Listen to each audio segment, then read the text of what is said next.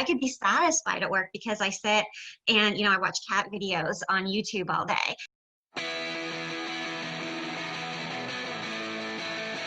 Thank you for checking out today's video. I'm certainly excited to be talking with Michelle Leedy. As many of you may know, I have embarked on a journey to write a book called HR Like a Boss, and as a part of that, I'm interviewing amazingly awesome HR professionals and business people who are making an impact at their companies, their organizations, and in their community. And Michelle Leedy certainly falls into that category. I was introduced to Michelle by one of my colleagues within the Disrupt HR Columbus community, and he spoke so highly of Michelle. I was super excited to meet her, and she more than exceeded the expectations that Chris Rudder had shared. So super delighted to have Michelle on the show today, and we're going to dive into some interesting topics. So how are you doing, Michelle? Doing fantastic, thanks. I'm just thrilled to be here today. Thank you for the invitation. I appreciate you taking the time out of your busy schedule. So in this journey of HR and HR Like a Boss, I think for all companies, all organizations, we start with a mission and purpose. And I'm just curious in getting your perspective of what do you define as the purpose of human resources? Yeah, that's a great question. For me, I think human resources is really here to drive and consult and to lead human capital related structure within an organization. For me, there's human capital, financial capital, and social capital. And the niche for human resources is to stay in that 80% with human capital, build the network and the connections to financial and social capital so that it comes alive to serve the purpose of the business, whatever it is. I love how you said that. That was really cool. And I think it's neat how you tie all those together and driving that. Now, an interesting kind of backstory for those that are watching and listening is Michelle and I had recently sat in on a chat series as part of a Disrupt HR event, and the concept of love at work came up. And many of you might be screeching in HR like, "Oh gosh, what are you about to talk about?" And it's ironic because it kind of created this creative mindset for me around love in the workplace, appropriate love in the workplace. And it reminded me of a discussion I had with a longtime HR executive who's been wildly successful and really gets HR from my perspective. And so I wanted to dig in a little bit deeper into this, how Michelle Leedy sees love in the workplace and its result to drive those aspirational, what I might call deliverables that HR is supposed to bring to that social capital, to the financial capital, and to the human capital. So when you hear the word love at work, what does that mean to you, Michelle? Yeah, so when I think about love in the workplace, to me it's about bringing passion into the workplace. I think in our language we, at least in the English language, we're limited with how many ways we have to articulate love in a way that's meaningful. We use it a lot. It's part of us. Yet when we enter into the workplace, sometimes that word just leaves the vernacular completely, and we associate it with different kinds of passionate love, with romantic love, maybe with family love. But how many times do we have a conversation about a hobby or something we do at work, and we're like, I love that. I love working on this kind of project. When you ask somebody what fills their cup, I love, doing work that serves other in XYZ reasons. That's love. That's the passion. There's a quote I really like. It's by John Wesley, and he says, "Catch on fire with enthusiasm, and people will come for miles to watch you burn." And I always get goals from you can tell when someone's in love with their work and what they're doing, when they're pumped up, and that's love in the workplace, bringing that passion. And I would go so far as to say also with how we interact with one another. We can come into a space out of respect and care and love so that we are honoring one another in a way that brings love in a workplace in a very respectful and dignified manner. Yeah, and can you see those at your work that do love what they do and are super passionate about their work, and how they're able to do things a little bit differently than maybe someone that's proverbially they're just kind of clocking in and clocking out, and it's a means to an end? Oh yeah, yeah. To me, when I really see it, when it radiates, I mean, it doesn't even take long to tell somebody is around you that, is on fire, that is passionate about what they do, because most of us can feel it. It's sometimes hard to describe and put in words, but we know when it's there. And one way that I think we can measure it in a way that is really familiar in HR circles is engagement. For me, engagement is about when we're sharing our discretionary effort. Sometimes I hear it talked about satisfaction. It's great to know we're satisfied. I could be satisfied at work because I sit and I watch cat videos on YouTube all day, and I could be highly satisfied because I'm getting paid for it, right? That's not engagement. There are people out there who can do all kinds of things and be satisfied. What we need are people who are sharing their discretionary energy. They're going over and beyond. We only have so many places in life. We only have so much discretionary energy to share. We decide where we share it. And when people have passion, with sincerity, when they love why they're there and what they're doing, wherever it is in life, that's when you get that discretionary effort, because they want to be there. They want to do it, whatever it is. And how great when we get that at work, right? It's perfect. Yeah, no doubt, no doubt. And it kind of goes to one of the things that I've been really trying to channel my energy to articulate appropriately within the book is just how does your organization make the people feel that work there? And then in turn, how do they do that back, right? So this, to me, love is a feeling, right? It's something that I'm passionate about. It's in this desire around engagement. People tend to be more engaged and more interested in things that they love or have an interest in, and those that aren't necessarily. It's like, so to me, like, engagement can be replaced with feeling or love, right? How much do you love what you do? Whereas in HR, maybe we're afraid to use that word love. Like, is that like, is it something at your work or in your HR department, or things that you've had experiences with where you say the word love and to your point, they screech, or like, oh gosh, you can't say that because that means somebody's going to be doing something wrong? Absolutely. I've been as a consultant, worked in many different kinds of organizations, and I've been in organizations where even the word compassion, isn't used, let alone love, right? And we come into the workplace as a whole person.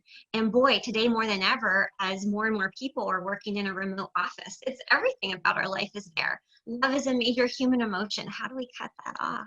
Why would we want to? Long as we can display and share it in a way that is authentic and appropriate for whatever that relationship is and the task at hand. It belongs with us. If we're not sharing it, we're just pretending it's not there, because it's a basic human part of us, and hopefully something that helps us wake up every morning, because hopefully we love what we're about to do when we start our day. Yeah, no doubt. Do you think, kind of the contrary of that, the reason why individuals within HR do not love what they do? How would you finish that sentence? You're saying that the reason HR professionals may not love what they do? Yes. Mm. My hope is that people do. And I guess my call would be, if anyone's listening to this and they say, I don't love what I do, what I'd want to ask is, what about you is keeping you in HR? We spend most of our waking hours at our jobs, most of us, if we're working. We have some people who are part-time, and maybe that's not the case. A lot of us spend 40, 50, 60, maybe 70 hours a week at our jobs. And so when you're spending your waking hours doing what you do for work, why would we not love it? And so why do people not do it that are in HR? My question would be, why are you in HR? Find what makes your heart beat faster, that fills your cup, that makes you whole. Because we all have things that we love and are passionate about. And it's okay if it's not HR. So if you're not loving it, talk about it. What do you love? Yeah, no, I couldn't agree more. And it's one of those, it's interesting. And one of the things that spurned this book idea was I did a presentation called HR Like a Boss, ironically, to about 100 people at a local SHRM conference. And I was afraid of the question I was going to ask even before I went in there, because I was trying to be not controversial, but just try to spurn some dialogue. And I asked the question, why do people hate HR? Why do employees hate the function of human resources? So I was afraid, like, when I asked that question, they were going to, like, throw, pieces of paper at me and start booing. But literally, Michelle, almost everyone in that room raised their hand and had an incredibly passionate story about why they felt people didn't like the folks that they were working with in human resources. And I was like, I've never asked a question in a presentation before where I had to, like, cut people off. It was like, hey, we have to keep going or I'm not going to get through the rest of my presentation. So it really made me kind of resonate with, like, why do people feel so much of that about HR? And is that HR exuding that back to those employees in the way that they do their work? Because that's part of my concern. Like, if you're not really into this stuff, there's a lot that you have to do really well to be an awesomely amazing HR professional. And if you're not all in, then my guess is those employees that you're serving are going to feel that. Absolutely. Yeah, I think so too. And, that idea around why would someone not, like their HR or hate their HR, when there's not a value add that's clear, there's not a lot of love there, right? Because why would we invest in something that feels like a non-value add? Or something that we have to do. And sometimes people might be in roles where they feel that it's a non-value add themselves. And so it all comes down to where are we bringing the value? How does it align to the business line? Are we speaking in terms of the business? And what does that mean? Not HR speak, business speak, and I do believe HR is part of the business, but sometimes we can get caught in our own acronyms and what we're doing. And we are there to serve the greater calling of the business, whatever it is. If it's serving in the community, whatever the mission is, whatever the vision is, that's what we need to be tied to. We need to be closely tethered to it. And trying to connect those dots between what the company's purpose is and what the people that work there. So there's alignment between those things. So if they're involved in some community mission, the people that work there are also interested in that community mission, as opposed to something they don't care about, or, like you said, doesn't bring value to them. Then you're going to get, why am I doing this? This kind of distrust, this hate for, I don't want to work here.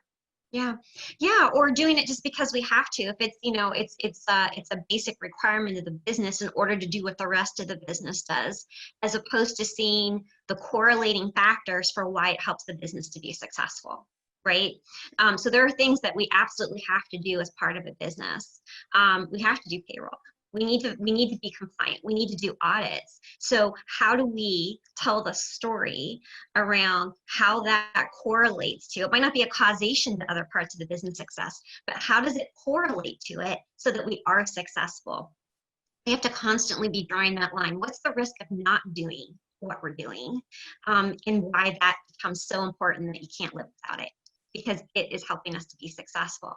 We need to understand that and be clear on it. We need to be able to tell the story in a way that is understandable to our sponsors, measurements that make sense, language that makes sense, not talking in our speak, but in their speak. And I think that's when it all starts to come together, and we can amp up and dial up our love factor for what we're doing, because we feel the value, right? When people are saying, yeah, we need that. So last but not least, I'll get you out of here on this, because I have this idea of what an HR like a boss looks like and what they do and how we define it, but I'd love to get your perspective. How would you define someone that does HR like a boss? They come to the table as an owner of the business, whatever that means to them.